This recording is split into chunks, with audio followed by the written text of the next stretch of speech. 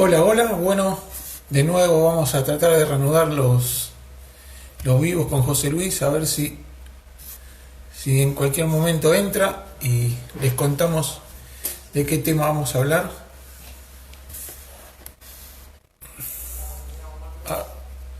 Voy a probar de nuevo.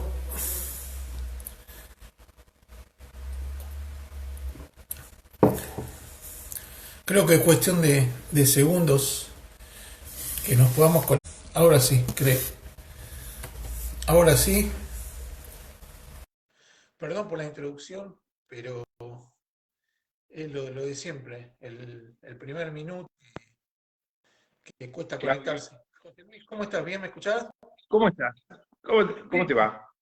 Bien. Bueno, Tratando de me hacer el alegro, me enlace, alegro. como siempre. Bien, bien, bien, bien. Ya estamos en comunicación. Sí.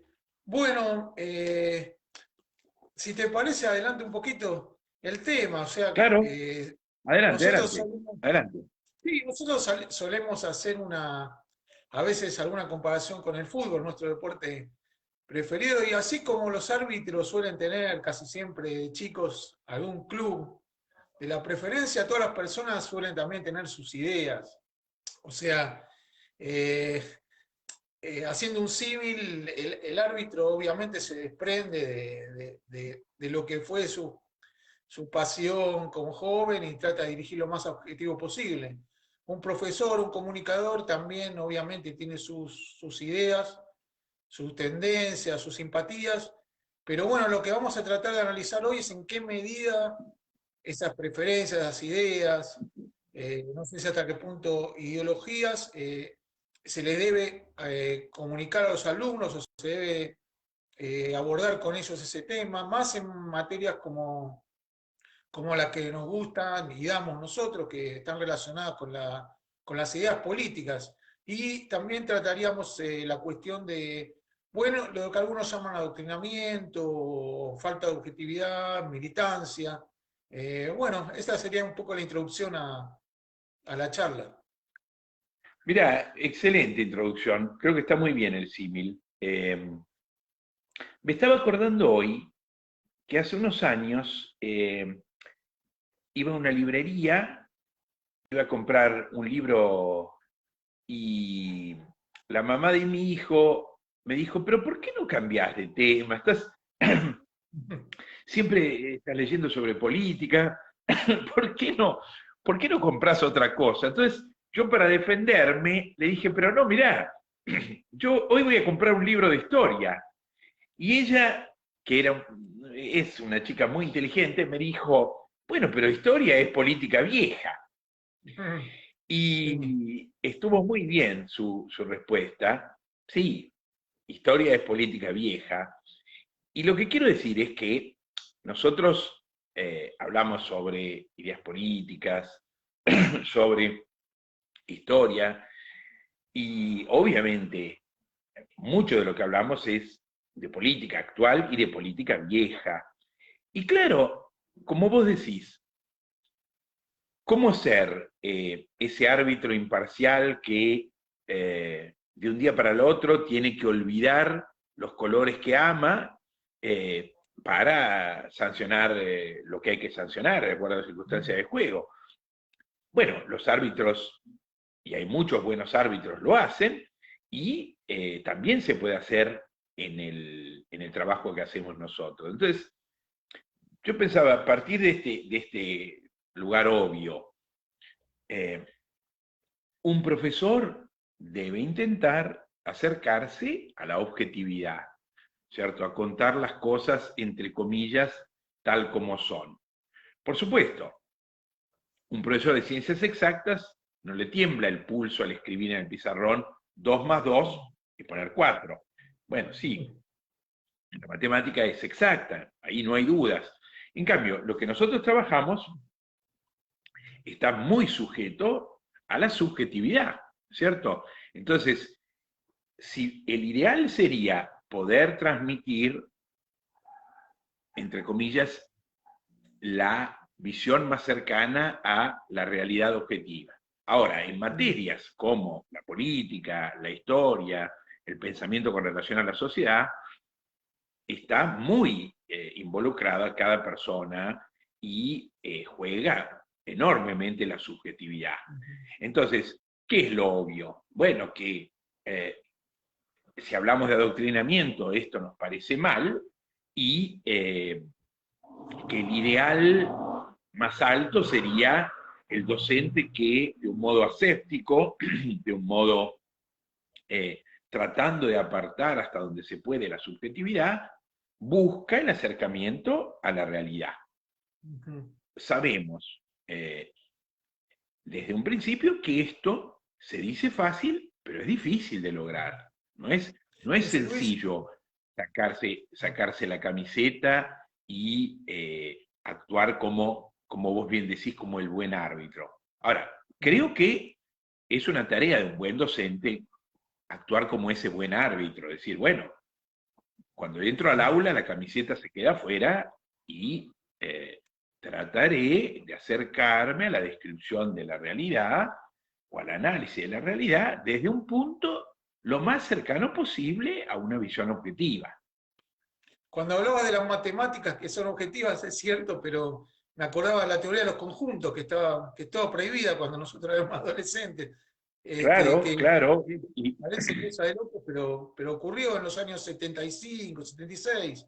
Creo que Claro, después el es que, profesor... mirá, y está muy bien que lo toques, Claudio, porque creo que es uno de los temas para abordar, es decir, cómo nosotros, a lo largo de nuestra historia, primero como alumnos y luego como docentes, cuántos ejemplos hemos visto de distintos tipos de deformaciones con respecto al modo más adecuado de educar. Por ejemplo, esto que vos decís, la increíble consagración de que la teoría de los conjuntos era una especie de materia subversiva que debía ser anulada y por eso se la prohibió. Entonces, esto que parece literalmente alucinante, que parece obra de la Inquisición a fines de la Edad Media, en realidad nosotros lo vimos durante nuestra vida. Entonces, lejos de ser un tema menor o sin importancia, este es un tema muy importante, muy importante. Las batallas que se dan respecto de la educación en todo el mundo, cuando se quieren cambiar programas de estudio, cuando se quieren incorporar materias, muestran la importancia que todos los sectores de la sociedad suelen darle con razón a la transmisión de conocimiento y de valores. Obviamente, vos formás una generación de chicos en determinadas pautas, en determinadas valoraciones de la realidad, esto constituye una enorme ventaja para quien desea transmitir esos valores. Entonces, hay quien puede decir, yo intentaré acercarme a la verdad, y quien intentará defender una parcialidad, haciendo pasar esa parcialidad como una verdad objetiva. Claro, ahora en relación a la introducción que hiciste vos, es verdad, uno estudia básicamente el pasado porque es lo único que conocemos con certeza, digamos. El presente lo estamos desarrollando. Esto lo leía un poco recién en Política para Amador, un libro que escribió Sabater, un poco hablando con su hijo, ¿no?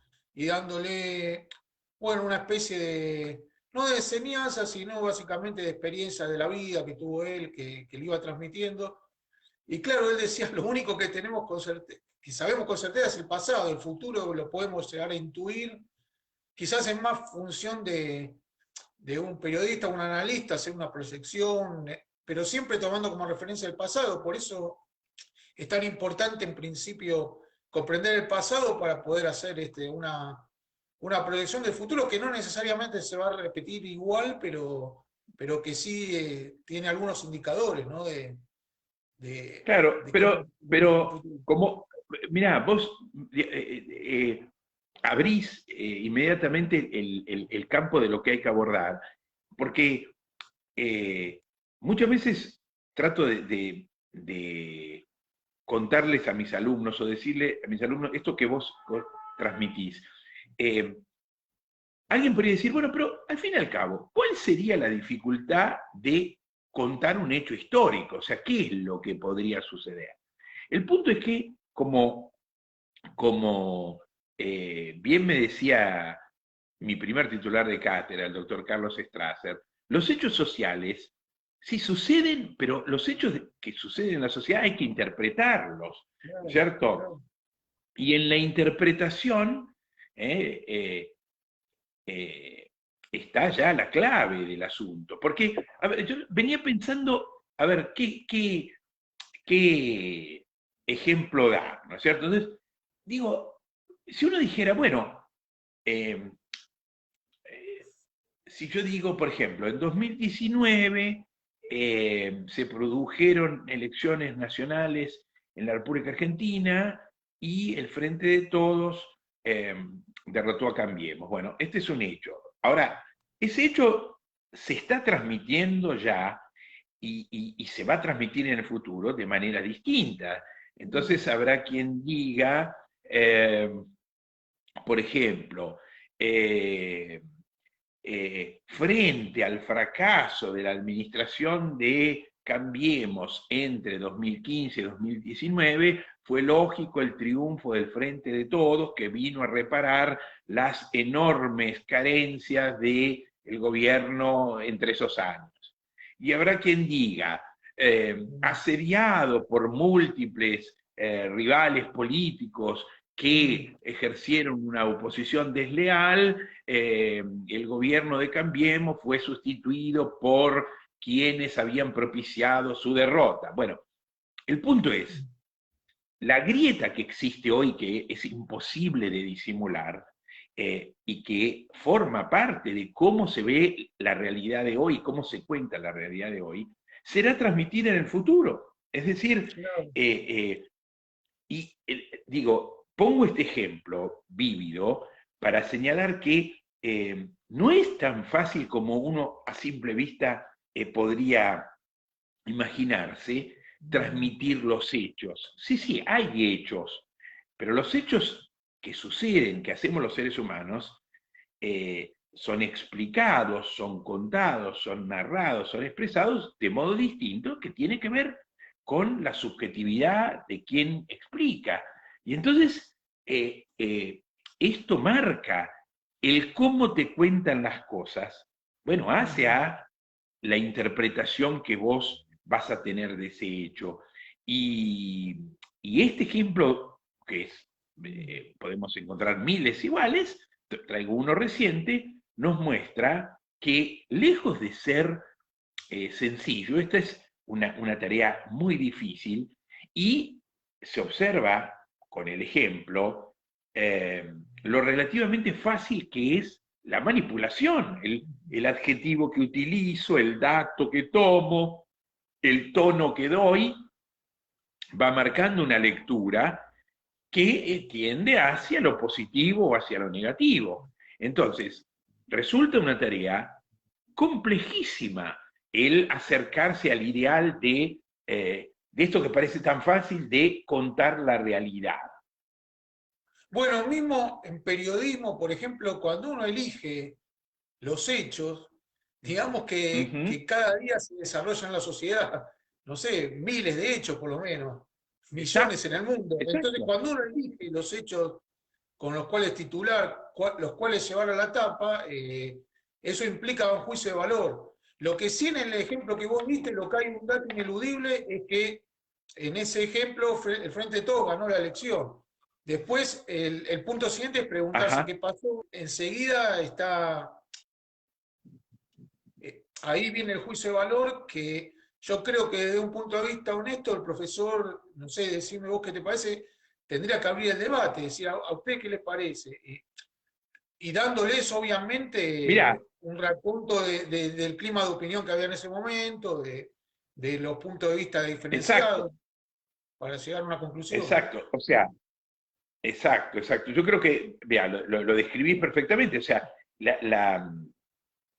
hay hechos, sí, pero los hechos políticos eh, están absolutamente atravesados de miradas con relación a, como vos decís, qué privilegio, qué privilegio. Alguien podría decir, bueno, a ver, tomo por donde vos iniciaste. La mera selección de los datos que se transmiten ya implica una decisión de quién cuenta, ¿no? Yo decía, por ejemplo, siempre ponía en clase un ejemplo. Si yo dijera, si yo contara una elección en Sudáfrica antes de la caída del apartheid, y dijera, bueno, en Sudáfrica hubo elecciones y tal partido obtuvo tal porcentaje, tal partido ese otro porcentaje, y hubo tal porcentaje de votos nulos y tal porcentaje de votos anulados. Y omitiera decir que en Sudáfrica los negros, que eran la enorme mayoría de la población, tenían prohibido por ley participar en política, alguien podría decir, mirá, yo simplemente enumeré una serie de datos electorales. Claro, pero lo que omitiste decir ya marca la subjetividad. Es decir, vos, ¿qué estás contando de la realidad de Sudáfrica si decís el partido tal tuvo tantos votos y el otro, sin mencionar el hecho clave de la política sudafricana en la época del apartheid, que era que una pequeña minoría negra era la que votaba y era elegida, perdón, una pequeña minoría blanca era la que podía ser votada y elegida, y la enorme mayoría negra estaba imposibilidad de votar. Entonces, si yo simplemente dijera, no, voy a ser objetivo, te cuento el resultado de los partidos que participaron en las elecciones, sí, pero de alguna manera uno diría, sí, pero vos me estás escamoteando la realidad entera, ¿no es cierto? Y si cualquier gobierno del mundo, uno dijera, mirá, o sea, los datos que yo tomo para... por ejemplo, se me ocurre ahora, ¿no? Si yo dijera, el gobierno de Alfonsín terminó con un proceso de hiperinflación y con tanta desocupación y con tanta indigencia y con tanta... Claro, si a mí lo que me contaran de la administración del presidente Alfonsín son esos datos objetivos que existieron, yo diría, bueno, ¿qué fue? ¿El peor gobierno de la historia argentina? Ahora, si yo le agregara, bueno, esto se dio al mismo tiempo que, no sé, se sancionó la ley del divorcio, se modernizó la legislación de familia, se juzgó a los excomandantes de la dictadura en un hecho histórico único en la historia del mundo, en el marco democrático. Uno diría, bueno, si vos me contás todos esos datos, ya matizo.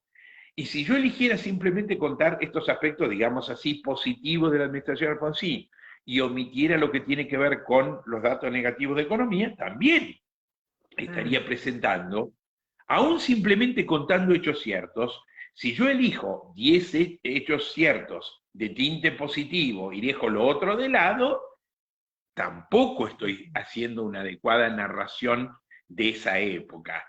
Entonces, como vos bien decís, alguien podría decir, yo no emito una opinión, yo simplemente doy datos. Sí, pero la selección de datos en algún sentido ya implica una toma de posición.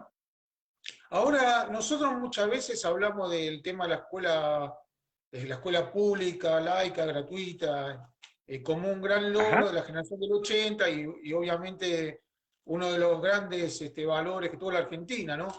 Eh, Sin ajá, embargo, bueno, está de moda ahora, sobre todo, bueno, es una línea de pensamiento que viene ya de antes, sobre todo hubo una experiencia en Chile, acá creo que en San Luis, del tema de las escuelas voucher, de grupos libertarios, que lo que dicen es que tener una escuela pública necesariamente te lleva a tener un contenido, como quien dice, oficial o un contenido común para las escuelas de los cuales los profesores no podrán desviarse y esto, de alguna manera, según ellos, justifica el tema de que no haya, digamos, un manual piloto de la escuela pública, sino que cada padre elija la escuela a la cual anotar a sus alumnos, ¿no? Esto obviamente como una hipótesis de máxima, porque cuando Liach estuvo en el Ministerio de Educación, en un momento él definía esa postura y después yo me acuerdo de haber tenido un diálogo con él y me dijo, bueno, que había múltiples obstáculos para ponerlo, en principio porque aparejaría para todas las provincias hacer lo mismo, bueno, una serie de de complicaciones, pero dificultades. claro, pero ¿qué pensás sobre este argumento? Sobre el tema de que Mira, haya una libertad mira, total de los docentes. Mm, mira, yo creo que entiendo de dónde surge la preocupación. Creo que la preocupación surge de digamos, del mismo impulso que nos lleva a nosotros a trabajar sobre esto hoy. Creo que mucha gente a lo largo del tiempo ha sentido que, no solamente la educación pública, ahora vamos a contar esto, pero digo, mucha gente ha sentido que distintos ámbitos del país, digamos, en distintas provincias, en distintas localidades del país, se han visto casos de grosera manipulación y de grosero adoctrinamiento en las escuelas. Entonces, es factible pensar que esto genera una enorme preocupación y que muchos padres legítimamente pueden estar pensando que debiera otorgarse miradas distintas a los chicos, que debería abrirse todas las ventanas. Yo me acuerdo, mira, una cosa que no me escapo del tema, digo, me acuerdo, ya cité a mi primer titular, cito a otro titular de cátedra con el que trabajé, el fallecido Guillermo Molinelli, que él me enseñó una cosa muy linda. Yo era profesor ayudante y me acuerdo que él dio una clase introductoria y empezó la clase y al ratito le dijo a los alumnos, no me crean, no nos crean. Y entonces decía, seguía él diciendo, ustedes dirán, pero ¿cómo? ¿Qué? ¿Usted nos va a mentir? ¿Que le creemos a los libros? Y entonces Molinelli decía, no, menos a los libros, no, tienen tapa dura, índice, apariencia de seriedad. Decía, no, no, no, no. Y después aclaraba, la idea es, no nos crean a pie juntillas, no nos crean como si fuera un dogma lo que transmitimos, digamos, la idea es, yo no soy la verdad revelada, no soy Dios, no soy la voluntad del legislador.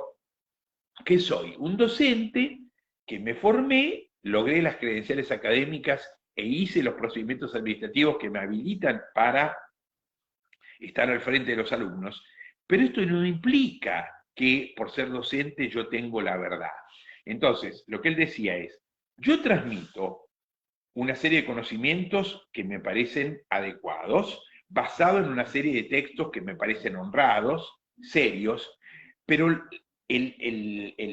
luego de esta frase de no me crean, no crean a los libros que les damos, el impulso era póngannos en dudas, cuestionennos, sepan que esto que nosotros transmitimos está siendo revisado en este momento y que a lo mejor un profesor en otro lugar descubre que no era exactamente así, que hay otra perspectiva. Y entonces me parece que este sano discurso de Molinelli, que yo groseramente le copié, sirve, me parece, como un primer antídoto, ¿no es cierto? Vos decís, la propuesta de los vouchers, de dejar elegir. Bueno, si no llegamos a eso, me parece honesto esta declaración de principios. Miren, yo no soy la verdad revelada, no me tienen que creer, no soy un sacerdote, un rabino, un imán, un pastor, un santo que viene a transmitir una verdad revelada, soy un profesor, tengo determinados conocimientos, leí estos textos que me parecen adecuados y valiosos, estos son los materiales que yo les ofrezco, pero sepan que no es la única versión que existe con relación a este tema, que hay posiciones alternativas. Entonces, de alguna manera, Claudio, para responder a lo que vos decís, de alguna manera esto es una forma de invitar a la pluralidad. Es decir, no se compren este discurso. Está bien, yo estoy transmitiendo un conocimiento que me parece adecuado y valioso, pero tienen que saber que esta materia siempre ofrece distintas lecturas posibles. Entonces, adelante con ello, o sea, háganse ustedes pregúntenos, cuestionennos, busquen otros textos, seleccionen miradas alternativas. Me parece que eso, de alguna manera, Claudio, servía como un antídoto, es decir, sin llegar a la solución que vos escuchaste y que te parece interesante de los vouchers. Me parece que ya es como abrir puertas y ventanas y decir, señores, miren para todos lados. Yo estoy transmitiendo este conocimiento, pero hay, además de esta visión, de esta mirada, de esta lectura sobre estos hechos, estas circunstancias, hay otras, adelante a investigar sobre eso. Sí. Ahora, alguna vez tocamos la cuestión de, esto implica, es imposible no ser a juicio de valor, pero yo creo, y alguna vez lo tocamos, que tal vez la piedra de toque la gran confusión o el gran problema que causó este revisionismo histórico pasó Ajá, por ese lado. ¿Qué pasó con el revisionismo histórico? No digo en la cuestión de revisar los hechos, que está bien, o sea, los hechos son revisables, más allá que la historia clásica respondía más que nada a la idea de darle valores, de dotar a la historia de ciertos valores, como que no importa tanto si Sarmiento no faltó a la escuela o si San Martín no fue el impecable general que fue. Era una cuestión de unificar alrededor de algunos personajes a la patria. Ahora después vino el revisionismo a intentar, como dice la palabra, a revisar todo, pero construyeron lo que se llama una historia nacional. Por lo cual quienes cuestionaban ese revisionismo pasaban a ser antipatrias o gente que respondía a una conspiración del extranjero. Y bueno, yo creo que ahí empezó un poco a convulsionarse toda la cuestión de la objetividad, porque uno mismo es tildado. Yo conté alguna vez, traté en un momento de insertarme en un curso, de dar curso en las escuelas secundarias públicas y me encontré, digamos, con un curso en el cual tener una lectura crítica de lo que fue la ultraizquierda, por ejemplo, la experiencia de Allende, era casi ser un criminal. Cuando era una cuestión de debatir y tal vez llegar a una conclusión de que bueno, tanto Pinochet, que fue un criminal, un dictador de derecha, tuvo sus cosas, y el gobierno de Allende, que estuvo en la extrema izquierda, que fue elegido democráticamente, también cometió algunos excesos, o sea, pero no, pero bueno, me fui porque es una experiencia personal, me fui del tema, pero yo lo que quería decir es no, que me no, no, parece pero que es bueno, significativo. mira, Claudio, creo que tu experiencia personal, o sea, todos vamos a ir dialogando y van a surgir, ya surgieron y van a surgir, y está bien, experiencias personales, que estamos en un tema de gran actualidad y muy importante, porque eh, que una persona como vos, digamos, que un profesor no pueda insertarse en una escuela y decir, bueno, voy a dar estos textos diferentes, alternativos, ya nos marca una cerrazón importante. Es decir, bueno, está bien que exista una indicación de que tales textos los sugiere la escuela o son manuales que el Ministerio de Educación eventualmente recomienda, eso está bien, pero que no pueda abrirse el juego a lecturas alternativas, a otras visiones, me parece muy empobrecedor y en algunos casos me parece que no es una cuestión meramente de criterio académico, sino que se juega en esas admisiones y prohibiciones de textos claros intentos de manipulación y de adoctrinamiento. Y para no escaparle a lo que vos decías antes, la, lo hemos hablado en muchas reuniones y forma parte del discurso de todos los días en la Argentina. La Argentina es un país que, como muchos, tiene una serie de divisiones y conflictos muy severos que jalonan toda su historia y una, una muestra de esto, y una muestra muy importante y muy significativa y con muchas consecuencias, es este choque entre los historiadores. A ver, la historia está en perpetua revisión. Cada generación vuelve a mirar el pasado y mira el pasado con una lectura diferente. O sea, cada generación mira hacia atrás y, a ver, no era lo mismo, no sé, pensar en San Martín en la época de la dictadura militar, donde el tema de las guerras y los soldados esencial que pensarlo a partir del 83, donde se podía rescatar otro aspecto de San Martín, por ejemplo, un militar ilustrado de fines del siglo XVIII, comienzo del siglo XIX, empapado en los ideales de las grandes revoluciones de la época. Entonces, ya cada época histórica mira el pasado con una visión distinta. Ahora, y volviendo concretamente,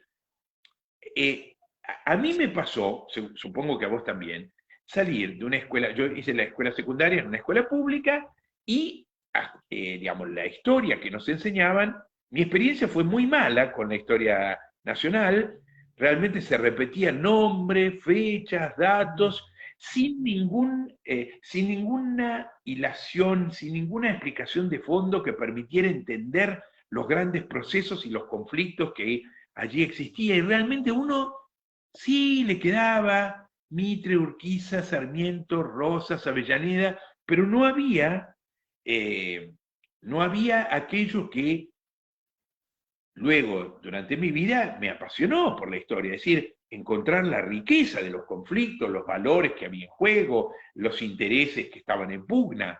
Eso no me lo explicaban, no me lo sabían explicar. Ahora bien, uno podría decir que esa educación que yo recibí en la escuela secundaria era hija de lo que habitualmente se conoce como la historiografía clásica, de la tradición, sí, de raigambre clásica de nuestra educación. El revisionismo que hizo es como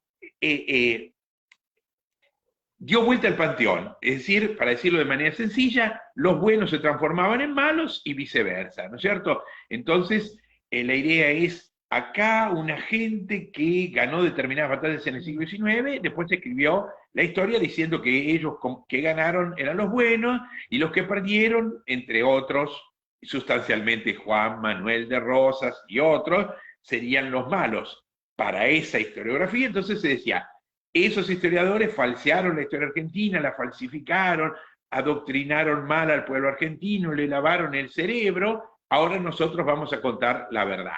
Entonces, digo, que haya historiadores que digan, mire, me parece que está mal contado el periodo de Rosas, o Mitre fue juzgado inadecuadamente, o la obra de Sarmiento tiene que leerse también desde esta perspectiva. Eso está muy bien. Ahora, a veces se cayó de un lado y del otro, en lecturas del pasado extremadamente reduccionistas y maniqueas. Entonces, el tema es, la historia no es la lucha del bien contra el mal, de la luz contra las tinieblas. Entonces, a veces se presenta esta idea de la lucha de los superhéroes contra los supervillanos, que está muy bien para las películas, pero la historia humana no es eso. Entonces, la idea, Claro. me parece que lo interesante es el matiz, es decir, hey, vos me decías, estaban falsificando la historia, presentando esto como bueno y esto como malo, y vos me venís a traer la verdad, que es dar vuelta al panteón, y vos estás incurriendo en la misma falla que presuntamente tienen los otros. Me parece que era mala historia. Claro, y bueno, y después está todo el bagaje que también alguna vez lateralmente lo tocamos en la cuestión, es que bueno, lo que uno trae de la casa de alguna manera, o de escuchar clichés constantemente, a veces, bueno, son cosas ciertas, pero otras son clichés bueno, que tiene que ver con lo anterior, la cuestión de personajes puros y otros traidores, o que buscan sacar ventaja en defensa de la patria, que eso, bueno, un poco el maniqueísmo así, pero bueno, hemos constatado, alguna vez me tocó acompañarte en toma de exámenes de ciertos prejuicios que tenían los alumnos que después se desmistificaron de alguna manera al entender los hechos, ni siquiera justamente abriendo el panorama a Exacto. juicio de valor Mirá, distinto, digamos. Mira, Claudio, digamos, supongo que como a vos me pasó esto, te decía, salí de la enseñanza secundaria empapado en la visión tradicional de la historia de Mitre y sus seguidores, y luego, esto que vos decís, el ambiente, y luego un amigo de la familia me acercó textos revisionistas. Claro, ahí me rompió la cabeza porque no entendía nada, es decir, pero ¿cómo? estos que eran buenos ahora son todos malos, estos que eran malos ahora son todos buenos. Y yo creo que en algún sentido, para lo que me sirvió es para darme un campanazo y decir, pero esto hay que revisarlo bien, es decir, es necesario que yo mismo haga el matiz, que yo si quiero entender la historia de mi país, vaya a buscar muchos textos para comprender por qué pasa esto, por qué alguien me dice que Rosas es el paladín de la patria y otro me lo pinta como un tirano, por qué unos me dicen que Rivadavia empezó a organizar el país de un modo encaminado hacia el progreso y otro me dice que era un traidor a la patria. Entonces, ¿qué pasó acá? Y entonces ahí uno empezaba a ver los matices. Ahora, a mí me da la sensación de que vos traes a colación inteligentemente el hecho de que el revisionismo ha tenido un impacto tremendo, tremendo en la Argentina, y creo que una parte importante del sentido común de lo que circula en el taxi, en el colectivo, en las peñas, en las charlas de amigos, tiene que ver con cierto relato revisionista. Eh, me impresiona mucho esta idea, por ejemplo, eh, de que la Argentina tiene problemas porque los grandes del mundo están preocupados porque Argentina no se transforme en una potencia y entonces que han manipulado para tratar de... La verdad es que... Que no le interesa. La verdad es que, digamos, esa presunta preocupación de las grandes potencias por Argentina me parece algo literalmente disparatado. O sea, un pobre país del fin del mundo que sí tuvo su cuarto de hora de gloria, pero digo, no me parece que fuera una tremenda amenaza geopolítica que moviera las grandes potencias del mundo. O sea, me parece que hay realmente algunas lecturas de la historia basadas en ideas conspirativas, basadas en una suerte de mito romántico, porque me parece que una parte del revisionismo histórico está muy ligado a una visión nacionalista romántica, a esta idea de la nación entendida como una especie de organismo vivo que tiene un alma y una esencia, y entonces quien posee esa esencia forma parte de la nación, digamos, y ese relato siempre necesita de un enemigo, que son los malos de afuera unidos a malos de adentro, que conspiran con los malos de afuera contra este pueblo puro. La verdad es que este brebaje, por supuesto que está lejos de ser una particularidad argentina. Tampoco argentino es que el romanticismo es un fenómeno que nació en Europa, que se da en todos los países europeos y en otros, y que tiene básicamente que ver con esta lectura muy imbricada con la imagen de una lucha entre el pueblo puro y los enemigos del pueblo. Y la verdad es que me parece que eh, esto es fantástico para las historias, para las novelas, para los cuentos, para las sagas. Ahora, me parece que una mirada así no hace una buena historia. Claro, yo también estaba pensando que hubo un segundo revisionismo, porque yo, por ejemplo, hasta que llegué a la universidad no sabía del bombardeo de Plaza de Mayo. O sea, a mí Ajá.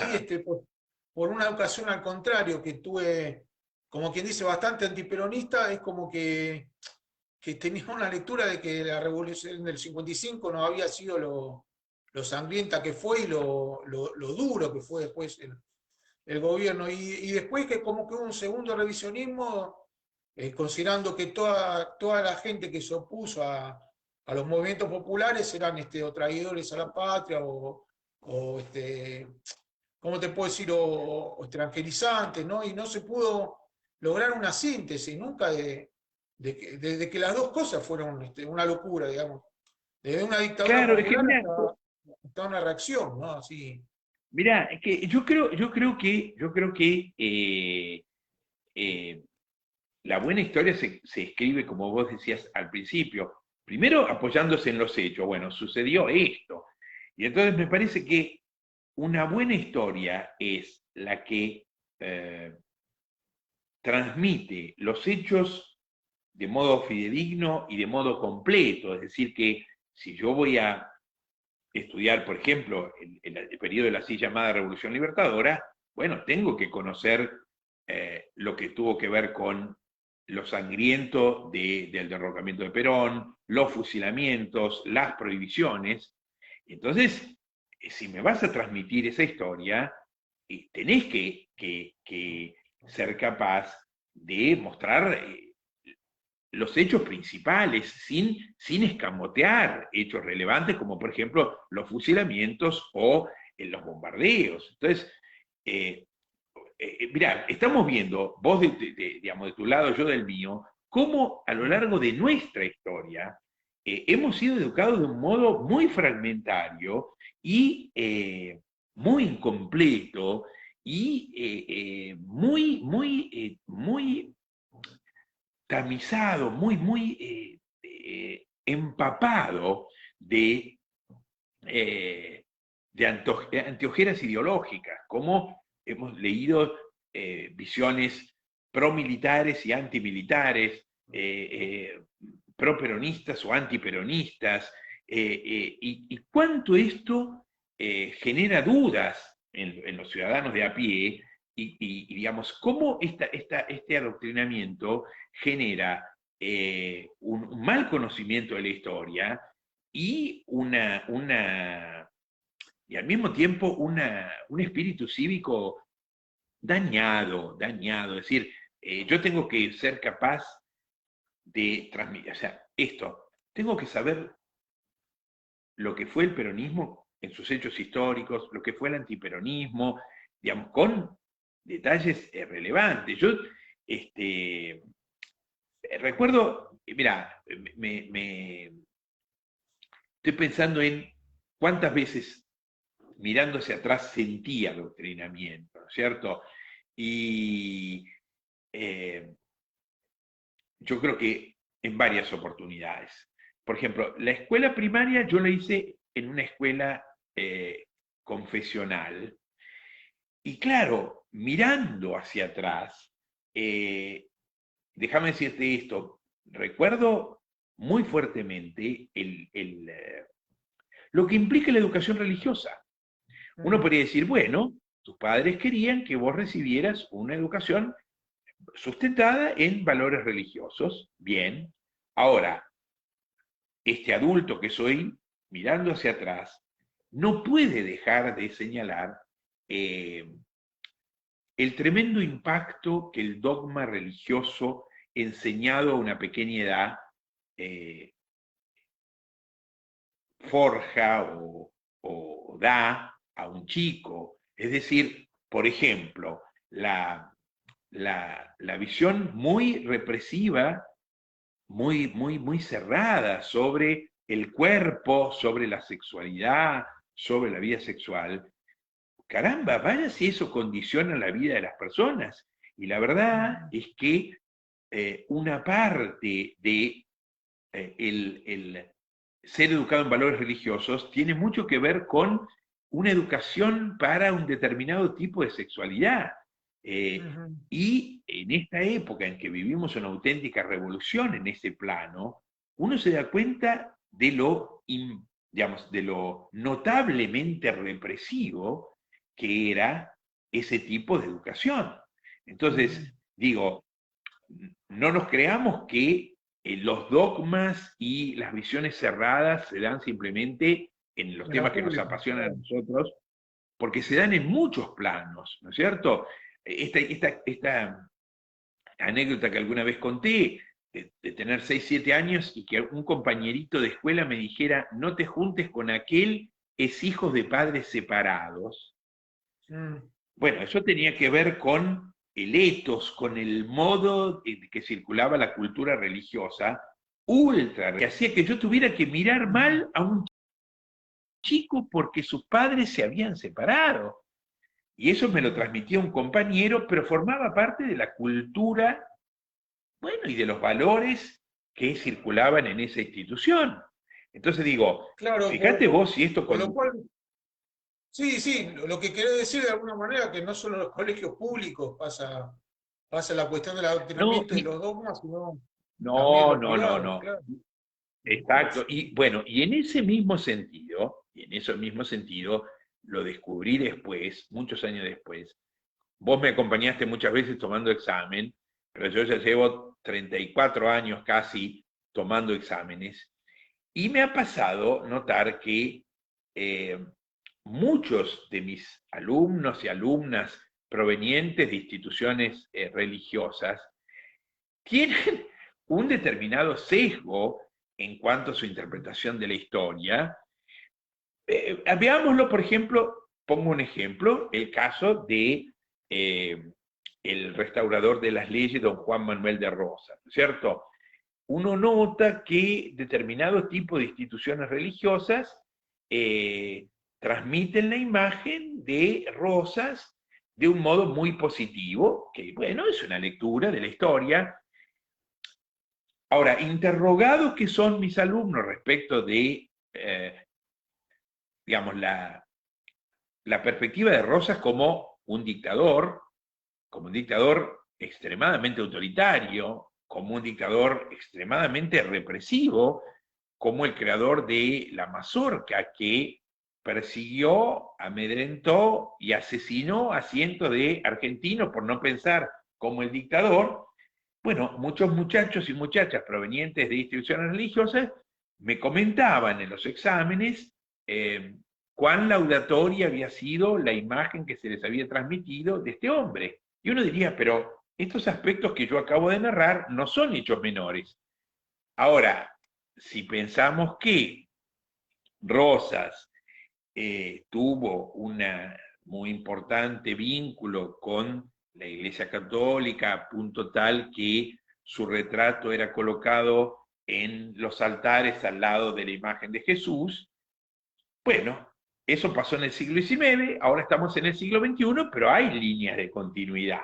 Entonces digo, ojo que estas no eran escuelas públicas, son escuelas privadas y transmiten una visión respetable, bueno, que puede hacerse, pero que llama la atención. Es decir, caramba, en la República Argentina, alumnos de muchas escuelas, no les parece, digamos, demasiado objetable el hecho de que don Juan Manuel actuara como acabo de decir que actuaba. Bueno, es que se les ha transmitido que este era un hombre, bueno, que actuaba en el sentido de proteger los valores religiosos. Entonces uno diría, bueno, por decir, la pelotita, por decirlo suavemente. Claro, ahí se me ocurre tal vez que puede haber un antagonismo con Rivadavia, que era alguien más anticlerical, tal vez. Pero con Perón es un poco más diversa la lectura, ¿no? Porque bueno, Perón tuvo dos etapas, entonces, en relación Sí, pero por a eso, la religión, mirá, ¿no? claro, no, es que, mirá, Claudio, a mí me resulta muy notable, me ha pasado muchas veces, y por supuesto que esto nada condiciona el rendimiento académico de estos chicos, o digamos, su vida en la universidad. Es decir, bueno, leerán otros textos, irán abriendo ventanas, pero sí me muestra lo impregnados que están de una determinada visión. Que uno dice, por supuesto que es respetable, pero no deja de llamar la atención. Es decir, bueno, la Argentina es una república democrática, que a vos el hecho de que un determinado personaje histórico lo relacionemos con una dictadura muy autoritaria y muy represiva, muy violenta, incluso causante de represión brutal de compatriotas, que nada de eso te conmueva mucho, porque se te ha explicado que protegía valores religiosos, bueno, a mí me genera cierto impacto. Decir, bueno, caramba, ¿no? Qué fuerte es esa visión. Y esto, bueno, me parece que, mirá, lo hemos hablado alguna vez, ¿no, Claudio? A veces la Argentina nos parece una república sin republicanos, una democracia sin demócratas, digamos así. A veces uno dice, pero ¿cómo es posible que a ver, mirá, digo esto me callo y te dejo la palabra. Me ha pasado no una vez, no dos veces, no sé, muchísimas veces, conversar con alumnos los días en que estoy tomando final, decirles, bueno, del curso, ¿qué te llevás? ¿Qué sentís que te enriquece este curso? Y los alumnos diciéndome, mire, profesor, yo ahora me siento más democrático. Siento que aprecio más la democracia, ¿no? Y yo la verdad es que me quedaba pensando, siempre me quedo cuando escucho esa frase que la he escuchado muchísimas veces, me quedo con un sabor agridulce. Uno diría, o, o sea que yo me tendría que alegrar de que un chico o una chica argentina de 25 años que está al borde de recibirse de abogado descubra ahora que la democracia tiene algún valor. La verdad es que más bien me queda el sabor agrio. ¿Pero qué te enseñaron a vos en el jardín, en la primaria, en la secundaria, en el CBC, para que, faltando 15 minutos para recibirte de abogado, encuentres que nuestro sistema político tiene algo valioso?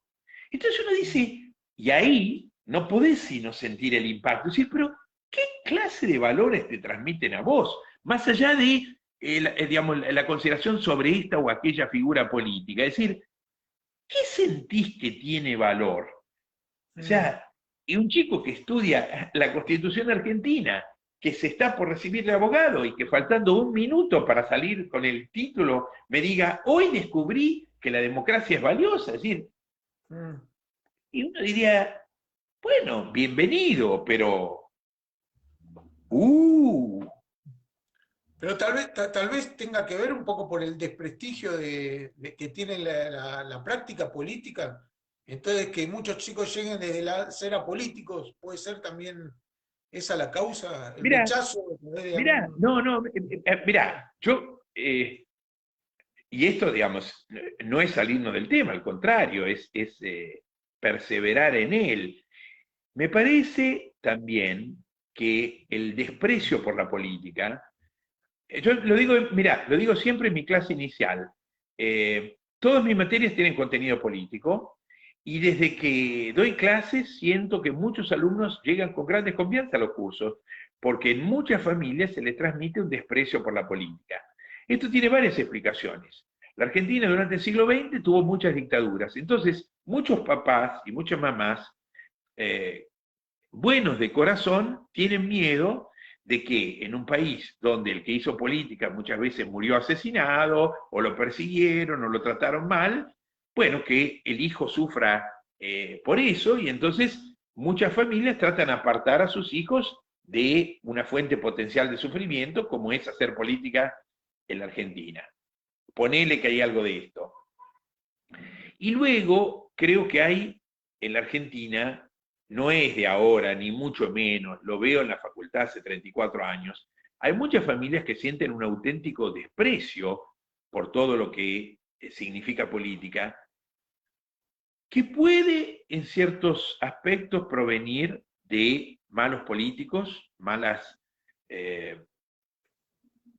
acciones de determinadas fuerzas, partidos, etcétera, pero que yo creo que sustancialmente viene de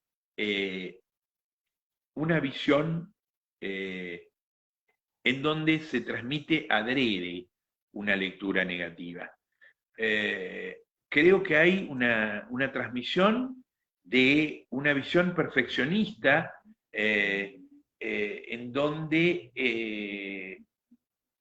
hay un auténtico desprecio por los juntavotos, por esos que no trabajan y solo hablan en el Parlamento, por aquellos que buscan el beneficio de una parte en lugar del bien común. Y a mí me parece que Ahí, a veces... ahí se apagó el volumen. espera, Volvé a ya entrar salgo y vos entro.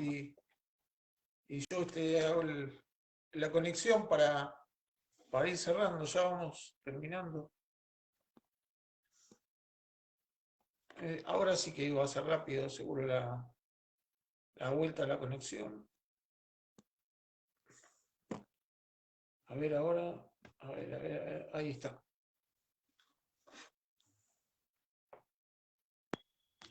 A ver, Claudio, Sí. ¿estamos? Sí, estamos de ¿Estamos? vuelta. No, estamos hablando un poco de cierto desprestigio que para los chicos tiene la política, tal vez distinta a la militancia efervescente que había. Bueno, recordábamos en una reunión familiar de ayer que tuve justamente el tema del entusiasmo que había en el 83 con la vuelta a la democracia, la expectativa, el clima, tan distinto al que hay ahora desde otro punto de vista, ¿no? Porque ahora hay también una militancia, pero desde un lado más de rechazo al otro, de querer imponerse como sea y pensar que el otro, odiar mucho al otro, más que tratar de ganarle, ¿no? Entonces cambiaron mucho esos Mirá, valores. sí, yo te digo, no quiero aburrir a nadie, pero termino con esto. Yo creo que una parte del odio a la política es un odio enseñado, es un odio predicado. Hay, lo he visto desde sectores religiosos, hay una visión idealizada de lo que implica la vida espiritual y todo lo, digamos, lo vinculado a la transmisión de los valores espirituales, contrapuesta a los politicastros juntavotos, mediocres, vulgares, torpes. Yo creo que hay una parte del odio a la política que se enseña. Y vuelvo a esto, cuando vos decís bien, el entusiasmo del 83, ahora vuelvo, digamos, el 83 vino después del 82 y del 76 al 83 hubo una de los muchos gobiernos de facto y yo recuerdo también como alumno de las escuelas durante el gobierno de facto, cómo se filtraban en distintos cursos imágenes despreciativas hacia la política y hubo docentes digamos, y había un tufillo, un aire que recuerdo perfectamente. La transmisión de esta idea, esta época de la historia es buena porque están los militares y no están los políticos, presentando a los militares como una especie de organización aséptica que no hace política, ¿no es cierto? Y entonces, lo que quiero decir es la transmisión del soldado que está pensando en el bien de la patria, que no es como un político que simplemente busca el bienestar de una parte, el militar como un hombre ordenado de pelo corto que mira la bandera, se levanta temprano y está atento al bienestar de la patria, no como los políticos, es una cosa que se enseñó. Quiero decir que, lo dijimos tantas veces, que haya habido tantas dictaduras y que tantas dictaduras hayan durado tanto, no se debía simplemente a la espada filosa de Onganía o de Vilela, sino al consentimiento tácito de muchas personas que en muchos casos sentían el desprecio a la política y en otros casos, así lo creo, que eran claramente enseñados a despreciar a los políticos porque este era un mecanismo para hacer posible los gobiernos de facto. Y hay que recordar, y con esto termino, esto lo aprendí de grande, que si uno pudiera, debería haberse parado frente a esos papás de amiguitos o maestros o directores de escuela para decirle, mire, no es que ahora que hay un gobierno de facto no haya política, lo que no hay es pueblo haciendo política, hay un grupo de personas que le robó al pueblo soberano su poder con un tanque de guerra asaltó el poder por la fuerza y hace política todos los días, solo que sin consultar al pueblo. No es que durante la dictadura no hay política, lo que no hay es el pueblo haciendo política. Hay gente que le roba el poder al pueblo y hace política en nombre de sí mismo y sin permiso para hacerla. Y esto lo aprendí de grande, porque a mí me transmitían otra cosa. Ahora uno ve, y José Luis, pero uno ve también que hay un, no sé cómo decirlo sin dar nombres, pero no hay un sector también de la juventud que está desilusionada con otro sector de la juventud que ellos ven que al fin y al cabo, bajo ciertas banderas idealistas, terminaron ellos, más que vivir para la política, viviendo de la política. Mirá, Y hoy, mientras otros, hoy, sí, sí, y mientras otros hoy, sectores se agotan el odio a ellos, ¿no? Digamos, más que construir mirá, una dinámica que yo veía que en el 83 pasaba al contrario en ese sentido, que la gente estaba mirá, dispuesta a apostar por la política, ¿no? De manera desinteresada, mirá. no todo, pero sí gran No, no, no, parte. pero mirá, Claudio, te digo una cosa. Estoy de acuerdo con lo que me decís. Sí, la respuesta a lo que vos me preguntás es sí. Hoy, le pregunté a un compañero de trabajo qué había votado su hijo. Y mi compañero me dijo, mira, mi hijo votó en blanco. Mi hijo es un chico de esta época. Entonces, a ver, digamos así, si nosotros, cuando éramos jóvenes, vivíamos en un país donde había 4% de pobres, y hoy que somos grandotes hay casi 50% de pobres, efectivamente muchas cosas en estas 4 últimas décadas se han hecho de un modo tal que producen este resultado. Entonces, es obvio que frente a los múltiples problemas del país haya una gran desilusión. Eso es absolutamente entendible, claro que sí. Y al mismo tiempo, nos cansamos de ver a lo largo de las décadas legisladores que no honran sus mandatos y hombres públicos que no actúan correctamente. Sí, esto es así. Y como vos decís, nosotros que somos de la generación del 83, no podemos sino sentir con mucha pena este fenómeno, porque nosotros somos, a ver, nuestros hijos pueden decirnos, bueno, Claudio y José Luis, ustedes son parte de la generación que hace que nosotros no nos guste la política porque actúan mal, porque nos hicieron un país feo. Bueno, ponele. Yo recuerdo con la misma nostalgia que vos los años del 83, no solamente porque era más joven, tenía más pelo, más fuerza,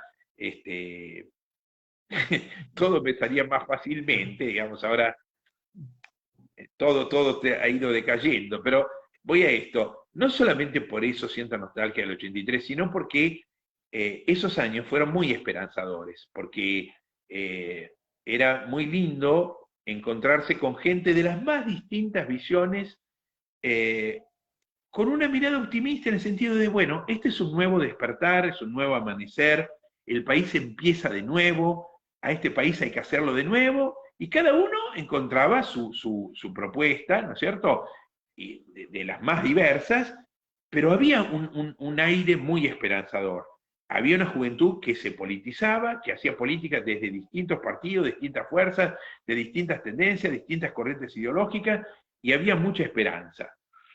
Eh, creo que sería lindo si nosotros pudiéramos ayudar a reconstruir ese clima de esperanza. A ver,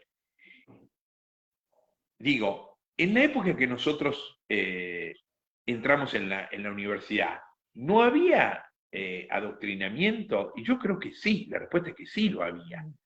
Yo entré en la Universidad de Buenos Aires, en la Facultad de Derecho, en el 82, el anteúltimo año de la dictadura, y me acuerdo del clima de silencio sepulcral que se vivía en los pasillos de la facultad, una facultad completamente despolitizada a la fuerza, donde no había un afiche, donde no volaba una mosca, donde los profesores despertaban una especie de temor reverencial, no tanto por su sabiduría, sino porque se sabía del clima, porque había chicos extraños, digamos, con pelo muy cortito, que andaban mirando todo, y se decía en voz baja, ojo que hay servicio dando vuelta, y porque a mí me pasó, no me lo contaron, a mí me pasó salir más de una vez de la facultad y toparme.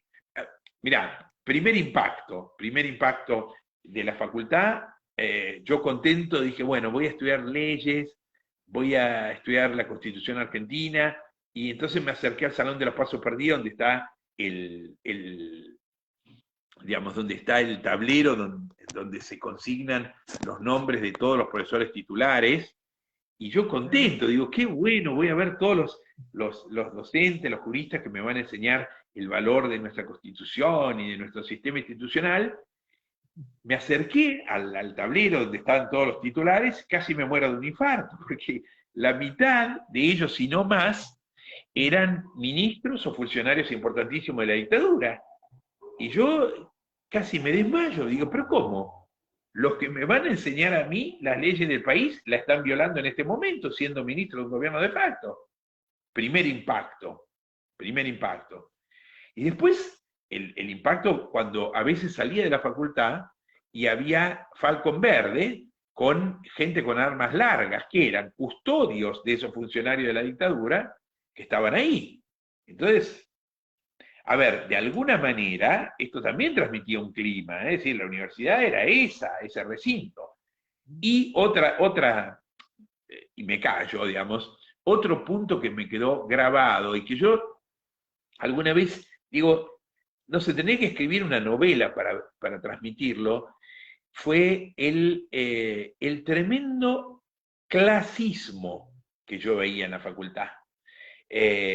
La perspectiva elitista, los profesores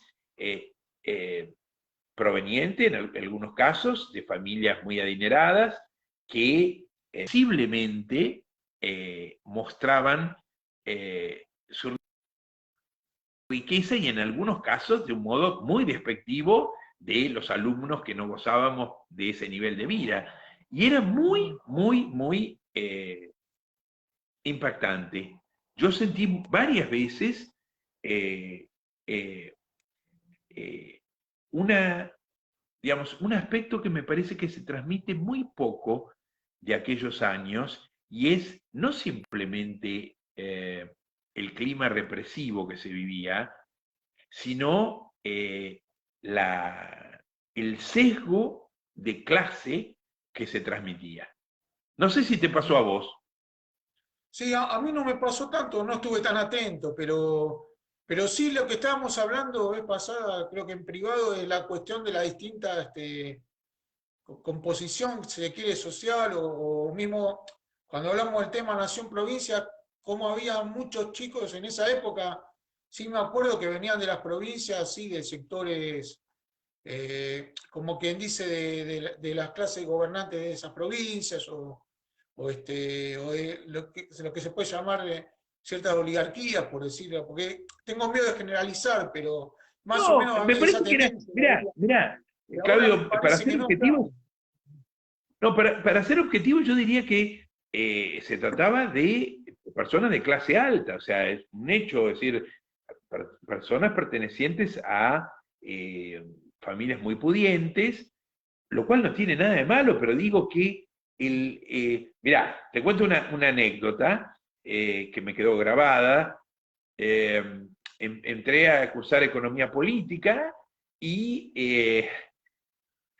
mi profesor era el hijo de una muy prestigiosa escritora, muy renombrada y perteneciente a una familia muy, muy, muy, muy de mucha prosapia, patricia. Y el docente tomó lista y mirá el detalle, el docente traía un ayudante, una joven, que uno decía, seguramente le ayuda a brindar los contenidos. No, era como una empleada que él le decía, le daba distintas órdenes, tomá lista, y entonces ella tomaba lista, y además le avisaba al profesor qué alumnos no habían venido a la clase anterior.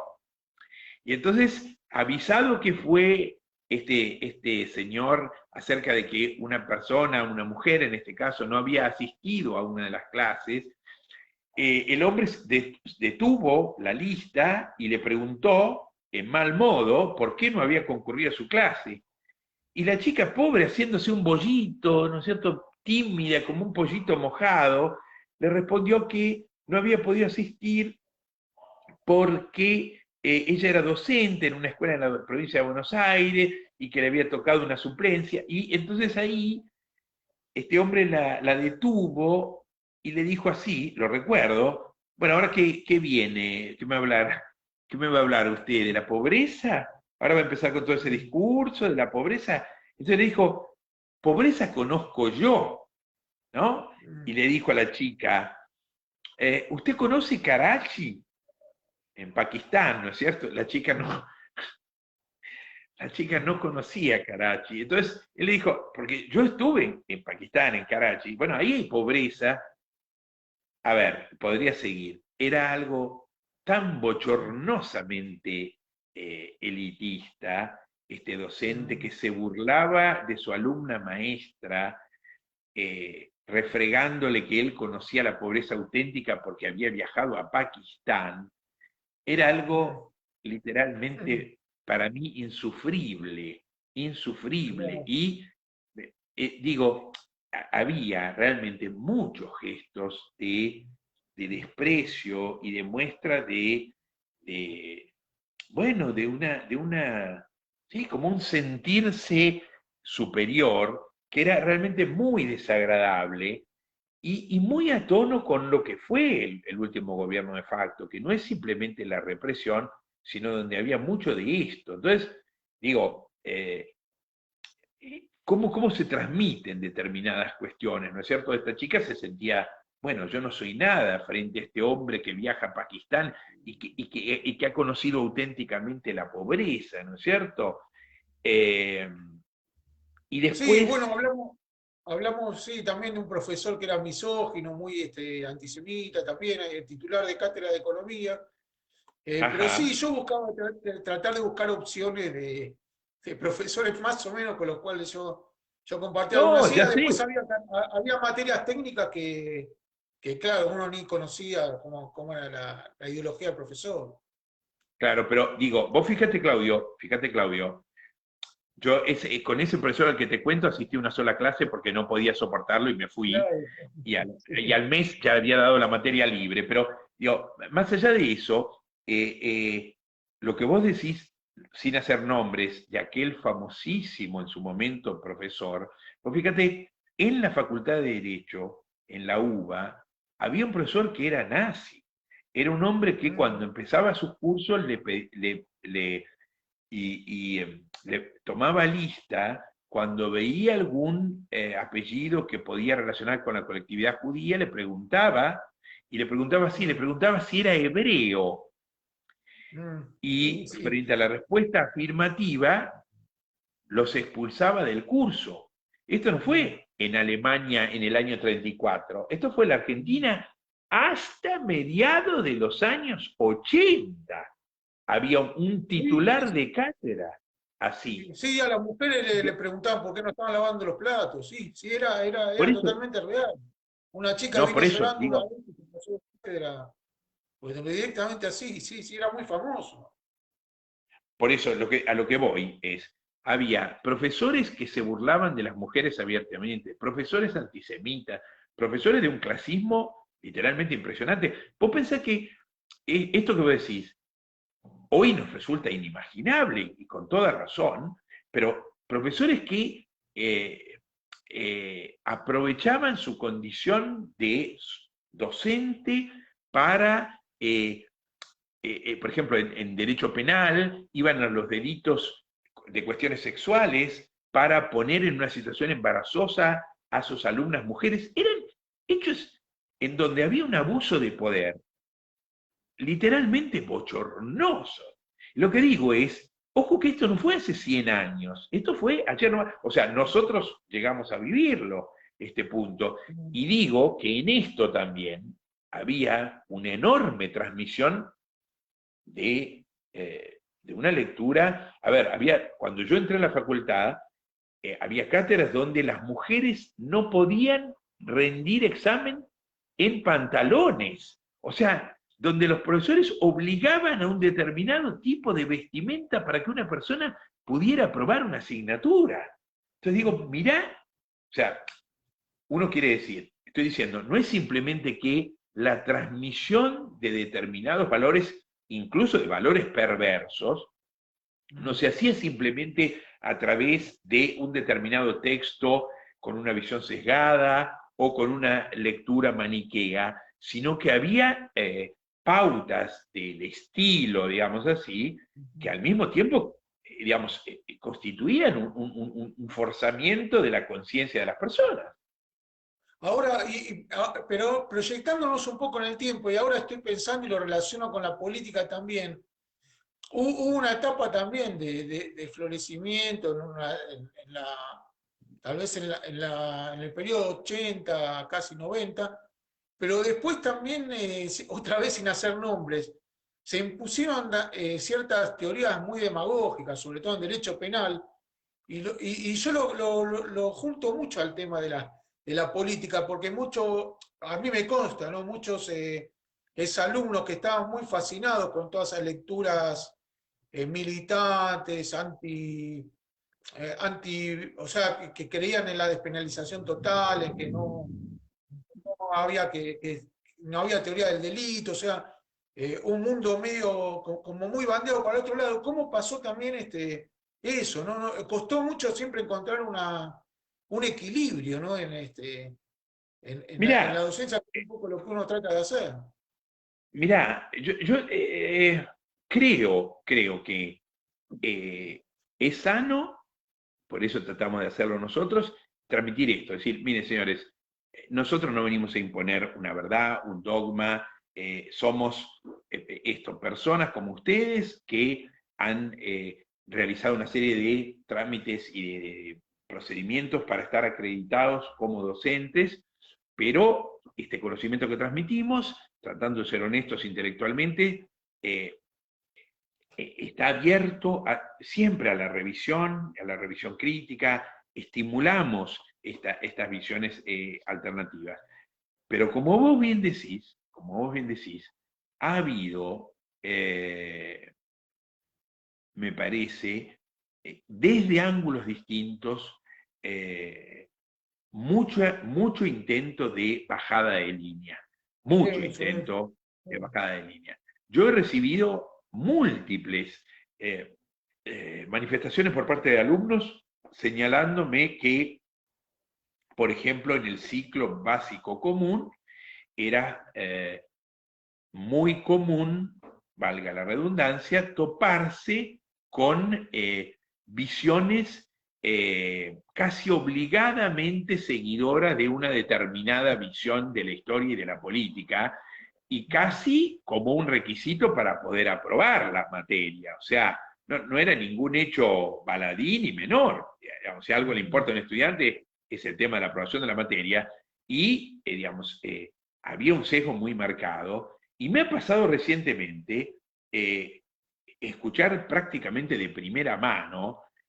personas muy cercanas me han contado, por ejemplo, empezar un curso y que el docente llegue y que diga, buenos días, me llamo fulano de tal, y yo pienso esto, y yo tengo esta divisa política, y esto ya realmente a mí me parece muy fuerte, porque el condicionamiento que ejerce un docente, a ver, nosotros decimos en la primera clase, señores, nosotros somos democráticos, sí, tenemos una visión, somos demócratas, tenemos una visión, defendemos ideales democráticos. Bueno, me parece que defender el sistema de la República Democrática, de nuestra Constitución, de nuestras leyes, me parece que es lo que corresponde a un abogado, sin perjuicio de que tengamos lecturas críticas sobre nuestra democracia y cómo mejorarla, etcétera, etcétera. Pero una cosa es decir, yo adscribo a los valores de la República Democrática, de nuestra Constitución, Y otra cosa es decir, yo tengo esta camiseta. Porque uno podría decir, bueno, pero no es que el docente te está diciendo si no te pones esta camiseta no vas a aprobar. Pero el docente tiene una posición de autoridad y de poder y es muy fuertemente condicionante esa bajada de línea. Es decir, acá se piensa así. Y uno diría, bueno, y si yo no pienso así, ¿qué? ¿Qué pasa? Si vos te enteraras de que yo no pienso así, si yo cuestionara la manera de pensar así, entonces, lo que Claro. digo es también, lo que digo es que esto es sumamente grave. Es sumamente grave si pasa en en una institución privada o pública, en la escuela primaria, en la secundaria, en el CBC, o en la universidad, o en un posgrado. Y creo eh, que eh, esto ayuda además a transmitir una visión divisiva de la sociedad. Porque esto genera, Claro, o y sea, aparte esta genera, presión sí, no, no, te decía, genera. genera también una contraola, como decíamos antes, porque ¿qué pasa con las teorías que propugnaba esta línea de derecho penal eran de alguna manera tan alocadas y politizadas que le dieron pasto, por ejemplo, al Colegio de Abogados, que es el sector más de derecha que hay entre los abogados, no el colegio público, sino el Colegio de Sí, Abogados, sí, el colegio, sí, sí. a decir y a cautivar a los jóvenes del otro lado, diciendo, miren, este señor dice cosas tan fuera de la realidad que no pueden nunca acompañar esa idea, al revés, tienen que acompañarnos a nosotros, y ahí se genera la reacción, digamos. O sea, por eso está la Mirá, responsabilidad de quien quiere defender si quiere, como vos decís, o sea, uno tiene el derecho a defender los valores en los que cree, la política en la que cree, pero también tiene responsabilidad con bueno, es su que a conducta. mí, es que, mirá, eh, a lo largo del tiempo, yo he escuchado esto proveniendo de distintos sectores políticos. No hay una sola fuerza, una sola tendencia que actúe de este modo. Yo sé que hay docentes de distintas vertientes ideológicas que de alguna manera muestran la camiseta puesta y condicionan enormemente a los alumnos. Y en las carreras más diversas, ¿no? Esto también es llamativo, como uno podría decir, bueno, tal vez esto sucede en ciencia política, en historia, en derecho, no, no, pero yo sé que esto ocurre en en distintos ámbitos académicos, en distintas carreras, y creo que constituye un grave mal.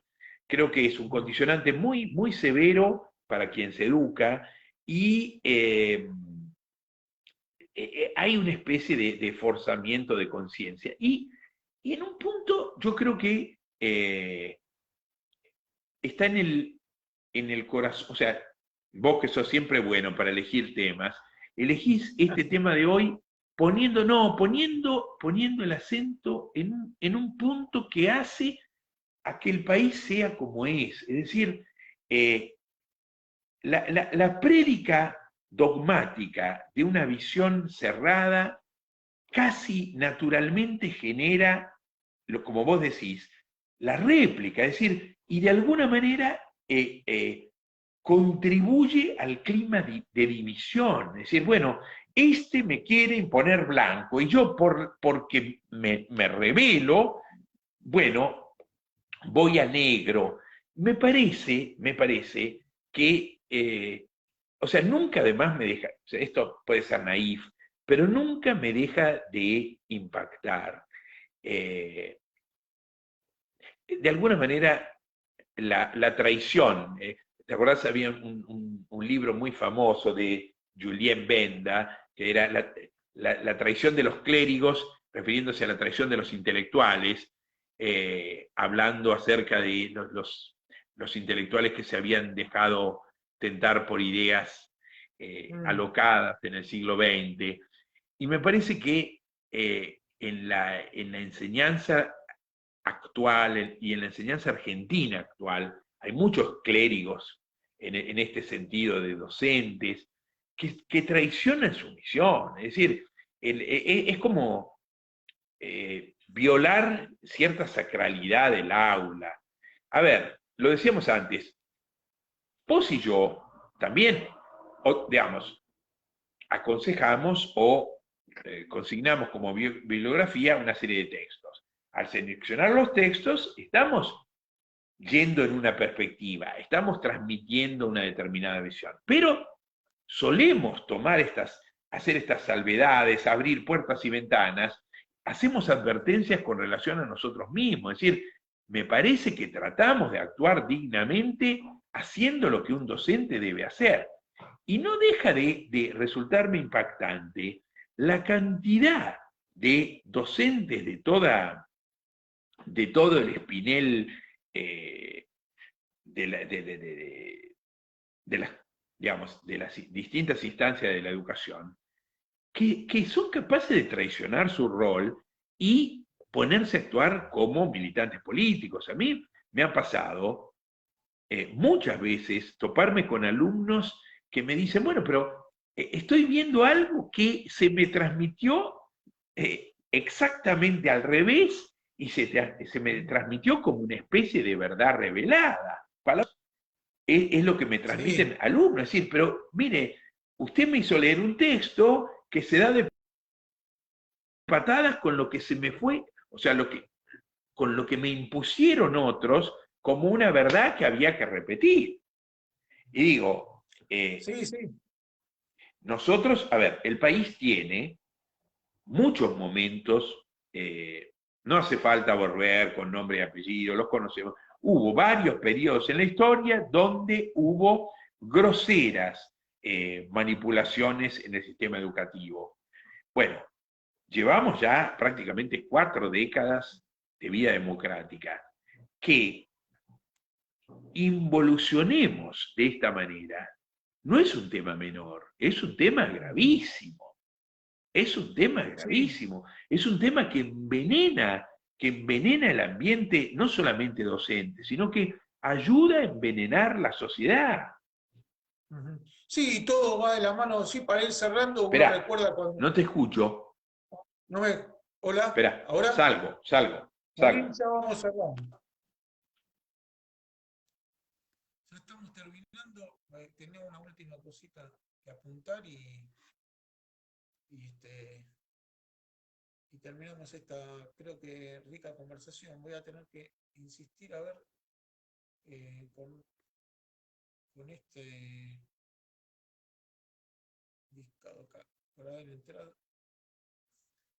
No es que no termino de aprender, sino que suele fallar la tecnología. Acá estamos.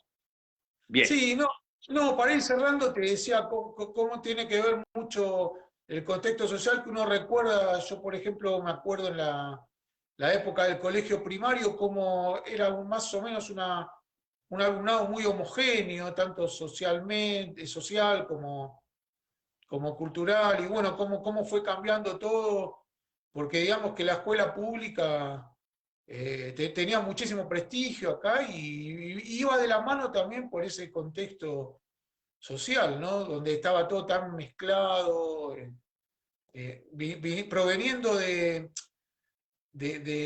casas y de lugares tan distintos, como había cierta también homogeneidad en lo social. Bueno, todo eso se fue perdiendo y la sociedad, como vos decís, segmentando mucho.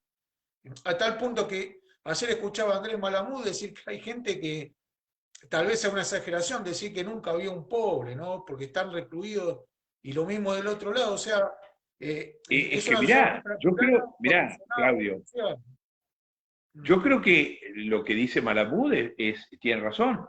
Yo creo que hay una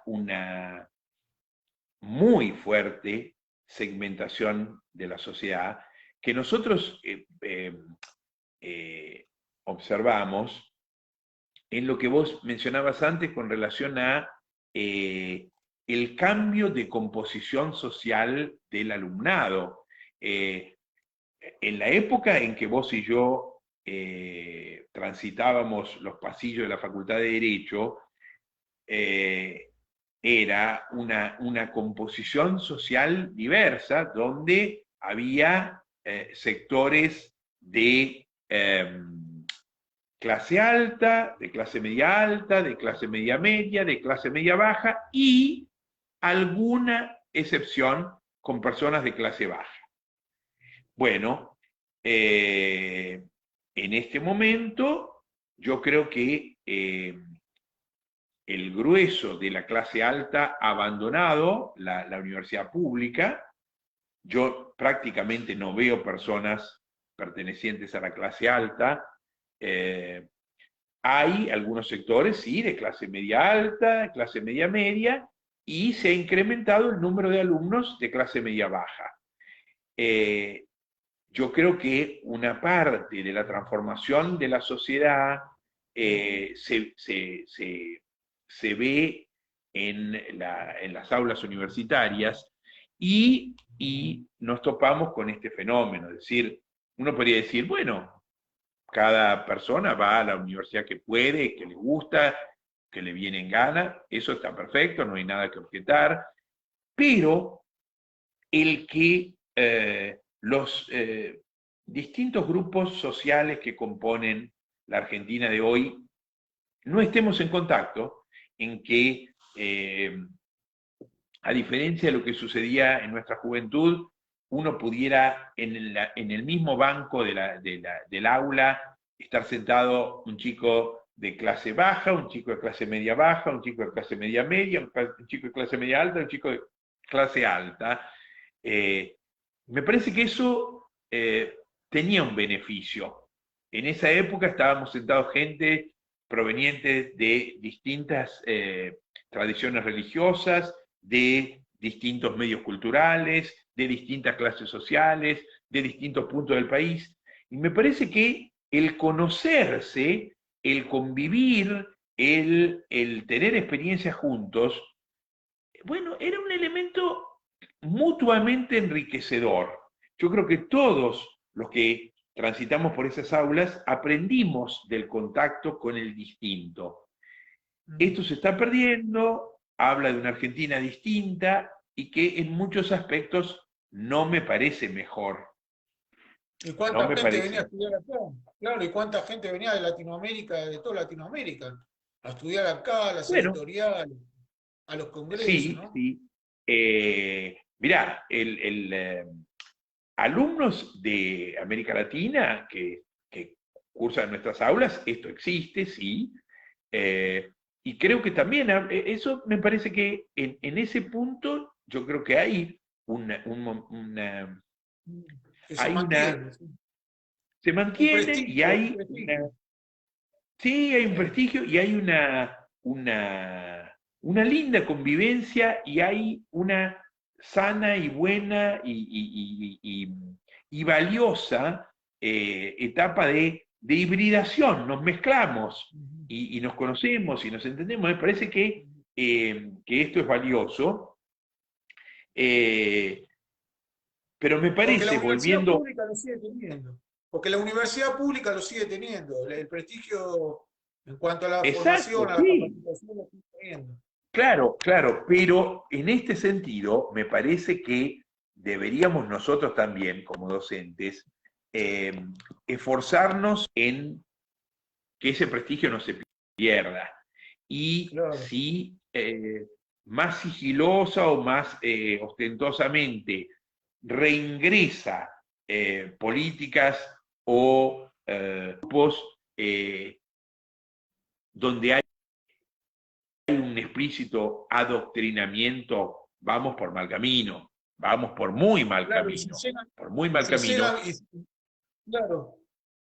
No, no, y para cerrar de mi parte te decía, cuando llegan los chicos tan desnivelados, los que vienen con una formación muy buena de colegios privados del secundario, con Uh chicos -huh. que carecen de cierta formación de las escuelas públicas secundarias, claro, ahí en la universidad va a llegar un momento que puede ser, que puede ser un gran problema porque bueno, obviamente van a tener distintas, se va a fomentar la desigualdad, que es justamente lo que la universidad Claro que la busca, que es universidad pública nivelar, digamos. debería tender a paliar. Yo creo, Claro. Claudio, que tenemos un trabajo importante para hacer, al menos tratando de mantener vivo el espíritu digamos, en lo que, a ver, utilizando nuestro real saber y entender, digo, tratar de mantener vivo lo mejor de la tradición universitaria argentina, tratando de buscar la excelencia y contribuyendo a que todos podamos salir de un aula habiendo contrastado percepciones distintas, estimulados a entender al otro, a apreciar el punto de vista distinto y a no encerrarnos en guetos ideológicos, en posturas dogmáticas y cerradas, porque me parece que le hacemos un flaco favor a la universidad y un flaco favor a la sociedad. Ujú. José Luis, para cerrar, si te parece, si te acordás, decía aquella frase Sí. o algo, o parecía a la de Rousseau que vos decís siempre al comenzar los cursos, así que Ah, si no, recordás. esto de que la famosa frase del Mariano Moreno cuando prologa el contrato social de Rousseau, esto de si los Claro, pueblos nos no, ilustran. sí, no, No, la de Rousseau, la de Rousseau mira, cuando bueno, invita a pensar va por cortita, claro, sí, van cortitas las dos.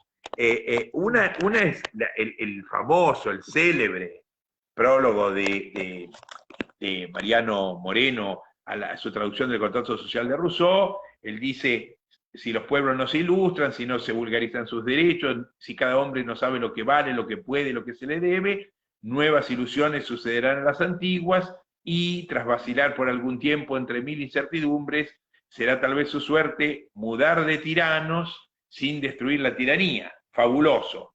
Y no, ¿te después, acordás? lo que decía Rousseau en el Emilio, bellísimo, que es el maestro que le dice a su alumno qué es lo que le pide al alumno, y es que veas a través de tus ojos, que sientas por medio de tu corazón que ninguna autoridad te gobierne si no es la de tu propia razón. Una definición fabulosa del espíritu crítico de un genio como era Rousseau. Mejor imposible para terminar, ¿no? Hacemos lo que podemos, Claudio. Un gustazo, Y el Claudio, tema da ¿eh? para Pasé muy más, bien, para seguir hablando. pasé muy bien. Gracias, José Un Luis. abrazo fuerte, Claudio, que sigas Y después bien. lo sigo a Chao, YouTube. Chao a todos, gracias. ¿Sí? chao, chao. Chao.